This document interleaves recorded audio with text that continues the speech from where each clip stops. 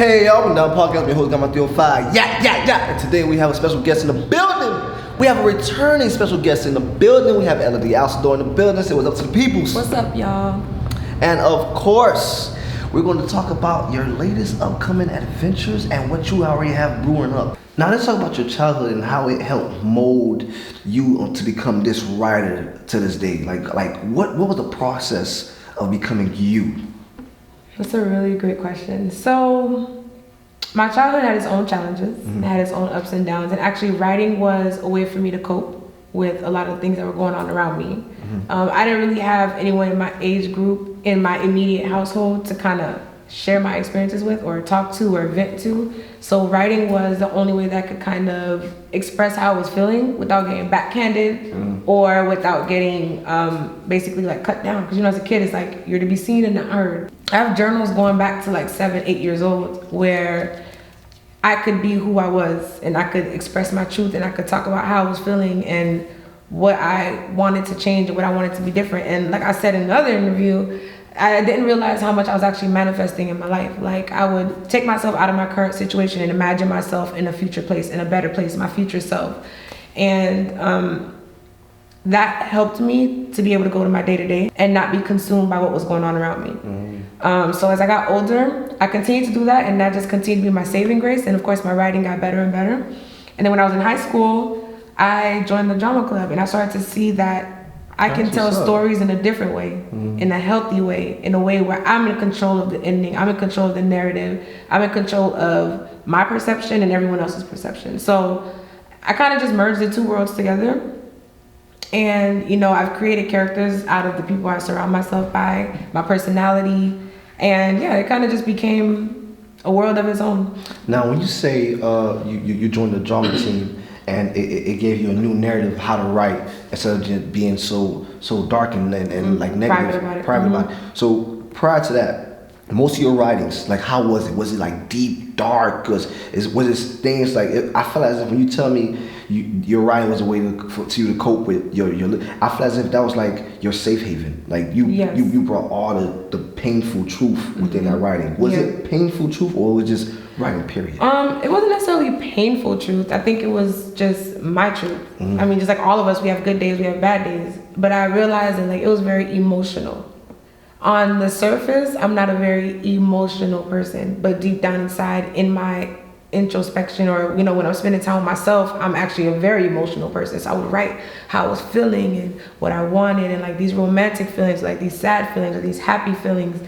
It was very transparent. It was the only place that I could be transparent. So even now, like as an adult, I'm learning to come out of this world that I've created, this safe space that I've created for myself, and actually be that person in my reality, if that makes sense. Like here I'm very emotional, here I'm very deep, here I'm all of this, and like now I'm learning to translate it into who I am as a woman, who I am as a person. And so it wasn't dark, but it wasn't light, it was just truth. And when you say truth, what was the truth? Like, was it truthful as far as like growing up, or like just dealing with high school situations? Yeah, I mean, it started young. It started 7, 8 years old. So whatever my you've been writing since. Wow. Yeah. So whatever my. I'm thinking. I really assume it was high school, middle school. I mean, by high school, I was already a master at that. Yeah. But it's whatever my experiences were in the moment. Like if I was feeling lonely, if I felt like I was misunderstood, if I felt like nobody got it, if I felt my first crush, how I was feeling. Because, of course, like as a Haitian young woman, like you can't have a man until you're married type of thing. So those were like very private things that I would write about. Like, my first kiss. Like those are things that I confided in my journals about, And so, yeah, I mean, all types of experience. I can't really say that just whatever you go through in your day-to-day is what I wrote in my journal. Now, your mission with your production team, your Blue Royalty production team, is to rehabilitate Black entertainment. Now, with that being said, how do you feel about how do you feel about the Black culture in itself, as far as men and women and how they function? I feel like we need a lot of healing, and I feel like we're in a season where we're trying to redefine who we are as a culture. We're trying to redefine who we are as a people, who we are as individuals, and I want a hand in that. Like I want to have a hand in that. I think entertainment is one of the biggest influencers in the world, You know, it's one of the things that bring people together. It's one of the things that help us see ourselves. It's one of the things that help us dream bigger. So my goal is to rehabilitate Black entertainment and to change how we are portrayed in the media. You know, a lot of times I feel like a lot of our young girls have like love and hip hop and stuff to look to, and we didn't have that growing up. Our world wasn't like that at all. We had a lot of pro-Black, Martin, Fresh Prince of Bel-Air, Family Matters. Like we had a lot of healthy things to look to and to kind of mold our lives. You know, like for those of us who never went to HBCUs, we had a different world. We had the Cosby Show. Like we had things that kind of showed Black people in a different light, other than what was in our immediate environment. We don't have that anymore. Like we have people jumping on tables and throwing bottles and throwing drinks in each other's faces, and like women tearing each other down. And so my mission is to change that. You know, our mission is to push love and healing and, you know, just try to help our next generation be healthier than we were. And we were talking about that earlier, like just how, you know, we're a broken people, and the more we heal, the better we'll leave our world. I think we're going to be breaking generational curses in our family and in our culture as a whole. So I think we're in a state of brokenness, but I think that we're progressive about it, and we're moving to a better place. Like we're more aware of our mental health. We're more aware of how we love each other. We're more aware of how women working together and uplifting each other. We're more aware of like not being prejudiced against each other based on our skin tones and, oh, I'm light skinned, I got good hair. It's like we're moving away from that and becoming healthier as a whole, and I want a part of that. That's what's up. So Blue Royalty TV will be in such fashion. That'll be my fifth business. Okay, because it's BET. So you said you need a product. I need to see Blue Royalty TV on a certain channel that embrace and only captivate the greatness of Black culture. Exactly. Because I see the vision. I heard you, and that's exactly what I kept thinking about. Oh, it's like a TV show, a whole network. Yeah. And then you can really uplift a lot of Black African Americans, just period, any individual to another level, because of the fact that you're giving us opportunity to showcase ours. Like Dynamite. Dolomite. Dolomite is so beautiful to me. It's on Netflix. What was so beautiful about it is his mission was, he knew he was great. He was hustling throughout his whole neighborhood. He like, man, he went to a movie. He was like, that's what I need. I'm like, what? He said, I need to be on this screen. I need to be on I need the world to see me. Me too. And that's all it took for recognition to come his way and for him to actually grow. So I see the vision. I just, if you want to portray us the right way, of course, and which I already see, I'm with it. Yeah, definitely. Because I think that like with Black women, and we were talking about this earlier as well, how like, you know, we're not really taught how to love. And if we're the backbone of an entire family, if we are the neck of the entire family, if we're our man's, you know, whatever, the health of our families is dependent on our own health. You know, so like the woman, like, yeah, I do tell stories from the perspective of the Black woman or whatever the case may be, and I don't really tell stories about men, but it's like, really, the healthier the woman is, the healthier everyone else is. And so that's what I'm tackling. And even me, like, I had to go through my own transformation process and like healing my childhood wounds and undoing everything that my family, I don't want to say did, because it sounds victimizing in a sense, but undoing everything that I learned about myself. Undoing the identity in the box that was created for me and really redefining who I am as a person.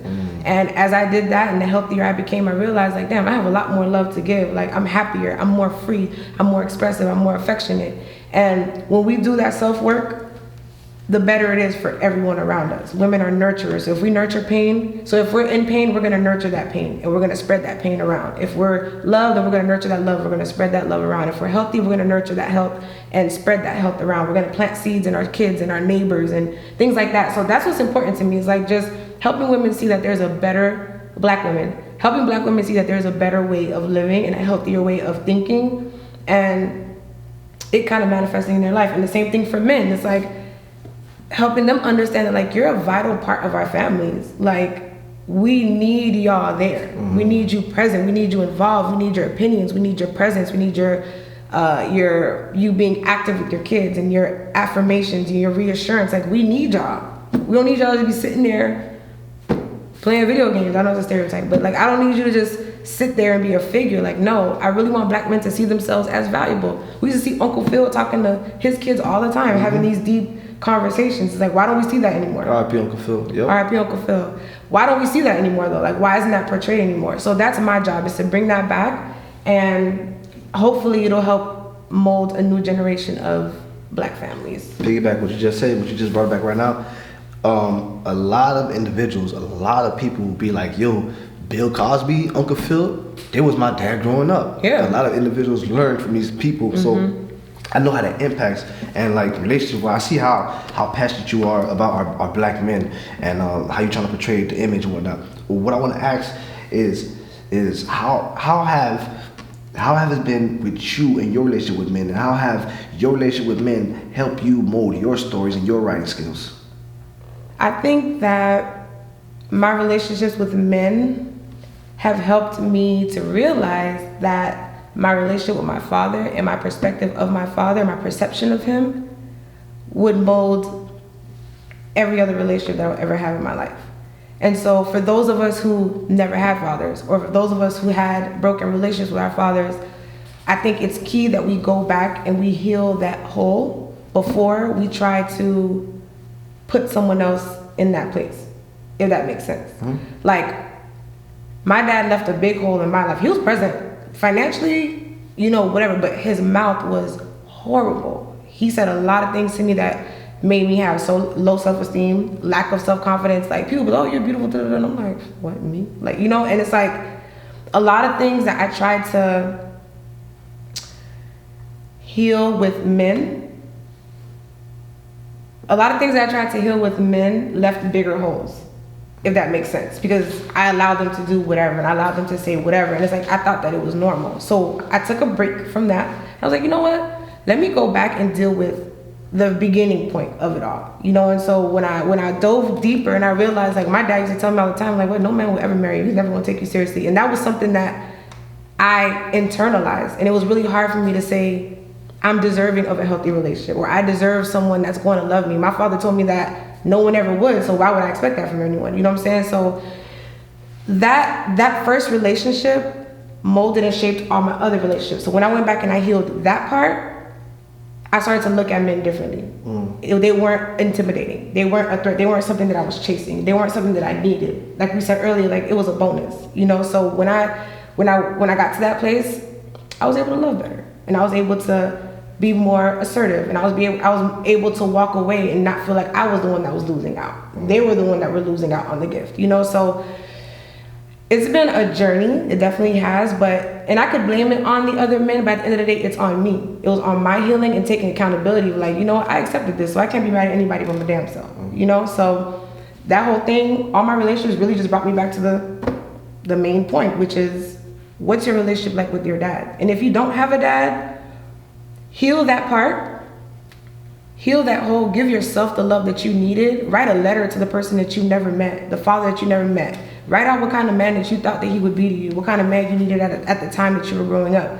Let that go, heal that part, and then be open to allowing someone to love you. Because if not, like, you're gonna accept things that you never should. Like, you should never accept a man beating on you. But if a woman was abused growing up, she's gonna think that's normal. You know what I'm saying? Like, you should never accept a man cheating on you, but if that's what she saw, or she felt like she wasn't worth it, she's gonna think that that's normal. And for men too, vice versa. Like, if your mom talked to you like trash, you're gonna date women that talk to you like trash, and you're gonna think that it's normal. And you're gonna think it's healthy, and then your hole just keeps getting bigger and bigger and bigger. And so it was a journey. I've been through a lot of like really weird, not weird, but like just really trying relationships, but at the end of the day, it was for the betterment of myself. Now, when I hear you speak and everything, like, what I want to ask you is, like, as a woman, how have you evolved in such ways of creativity? I mean, creativity in this, it works like, because the way you speak, it speaks in the sense of evolution. You speak in the sense of you learned, you lived, and you went through it, and you evolved from it. Even with the like we were speaking about earlier, how you get your writing skills more so from your life experiences, everybody else around you, you put it all together. Now, how have you evolved as a woman through your work as well as your creativity?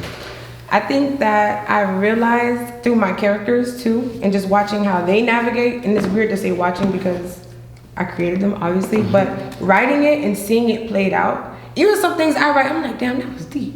Like, I needed to hear that, you know? So realizing that I'm more in control than I think, and that I'm not a victim of any circumstance. At the end of the day, I'm a victim if I allow myself to be, but I'm not. I'm always going to come from a place of power and a place of, I don't want to say being in control because it sounds negative, but I'm just more in control than I thought I was. So it's definitely helped me evolve as a writer. I've been able to write my thoughts through. I've been able to play things out with different characters and change the ending. You know, like if I got my heart broken with this person, I can change the ending. I can change the perception, heal from that, and move on to the next situation, as opposed to letting it be whatever in my mind and letting that seed grow. You know, so I've definitely evolved a lot as a woman. I've evolved a lot as a writer. My stories are my safe place. They're my healing place, and I want them to be that for other people too. You know, so yeah. That's what's up. That was beautiful. Ladies and gentlemen, this has been a wonderful, beautiful interview from our writer, producer, director, entrepreneur, and the fashionista, Elodie Alcindor. You let people know who you are, where you're from. My name is Elodie Alcindor. Follow me right now on Instagram at Miss Elodie Alcindor.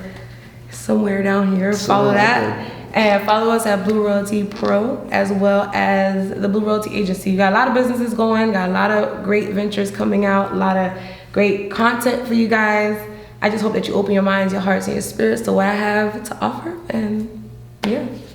That's right. Ladies and gentlemen, I'm your boy Gamatio 5. Yeah. Drive safe, love you. She gorgeous. Peace. Nope. Couldn't give it to me. That was good.